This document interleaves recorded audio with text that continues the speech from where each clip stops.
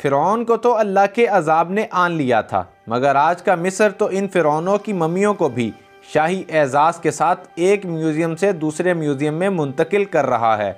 खूबसूरत दोशीज़ाओं, सुनहरी गाड़ियों और म्यूज़िकल बैंड के झुरमट में एक म्यूज़ियम से दूसरे म्यूज़ियम में इन मम्मियों को क्यों मुंतकिल किया गया है, इस मुतल्लिक मुकम्मल तफसील से आज की इस वीडियो में हम आपको आगाह करेंगे और ये भी बताएंगे कि मिस्र में इसकी वजूहात क्या हैं। क्या मिस्र के अंदर आज भी ऐसे लोग मौजूद हैं जो कि इस्लाम से नावाकिफ़ हैं। मगर वीडियो को आगे बढ़ाने से पहले अगर आपने अभी तक हमारा चैनल सब्सक्राइब नहीं किया तो सबसे पहले नाफे अपडेट्स को सब्सक्राइब कीजिए और बेल आइकन को क्लिक कीजिए ताकि हमारे आने वाली हर वीडियो सबसे पहले आप तक पहुंच सके।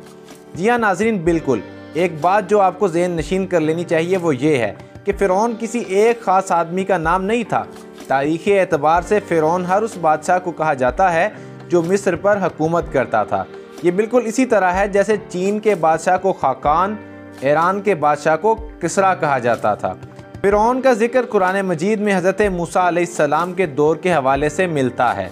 कहा जाता है कि तारीख़ पर स्कॉलर्स की बहस से यह नतीजा निकला है कि हज़रत मूसा अलैहिस्सलाम रामसेस सानी के अहद में पैदा हुए और रामसेस स्वयं को उन्होंने दावत दीन दी और यही वो फ़िरौन था जिसने खुदाई का दावा किया था और हज़रत मूसा को नबी मानने से भी इनकार कर दिया था।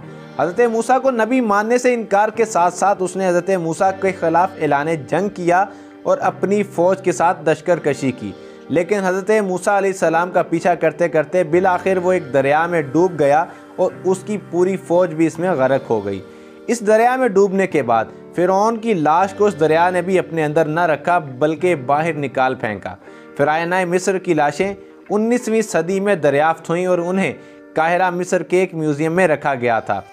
मिस्र के 18 बादशाहों यानी कि फ़िरौन मिस्र को एक म्यूज़ियम से दूसरे म्यूज़ियम में शिफ्ट किया गया है, यानी कि उन्हें काहिरा म्यूज़ियम से अब इजिप्शियन म्यूज़ियम ऑफ सिविलाइजेशन में शिफ्ट कर दिया गया है।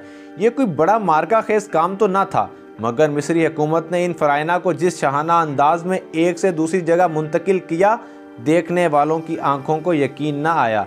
चकाचौंध लम्हात में खूबसूरत दोशीज़ाओं के साथ बेहतरीन खूबसूरत स्पेशल तैयार की गई गाड़ियों में म्यूज़िकल बैंड की मौसीकी की धुन में इन फ़िरौन मिस्र को एक म्यूज़ियम से दूसरे म्यूज़ियम में ले जाया गया है। ये फ़िरौन 11वीं सदी से 16वीं सदी कबल मसीह तक हुक्मरानी करने वाले हैं।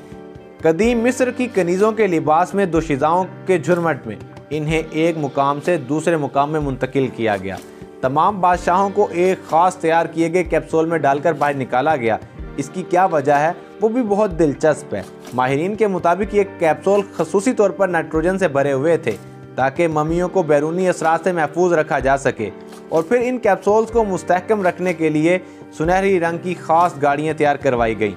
सबसे पहले किंग रामसेस पंजम को बाहर लाया गया और फिर यूँ ओहदे और एतबार के लिहाज से हर मम्मी को बाहर लाया गया।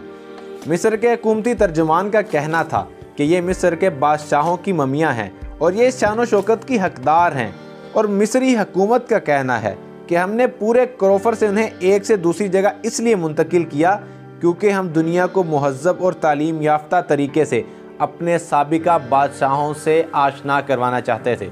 अब ये किस हद तक ठीक है और किस हद तक गलत, इसका फ़ैसला तो हमने और आपने भी करना है। इसका फ़ैसला आप भी कीजिए और अंदाज़ा कीजिए कि मिस्र एक मुसलमान मुल्क है और इस वक्त वहाँ के हुक्मरान भी मुसलमान हैं, वहाँ की अक्सर आबादी भी मुसलमान है, मगर उसके बावजूद ये जाहलियत पर मबनी काम किस लिए किया गया कि इस तरह फ़िरौन मिस्र को शान व शौकत के साथ खूबसूरत लड़कियों के झुरमट के अंदर सुनहरी गाड़ियों में म्यूज़िकल बैंड के साथ एक से दूसरी जगह मुंतकिल किया जा रहा है।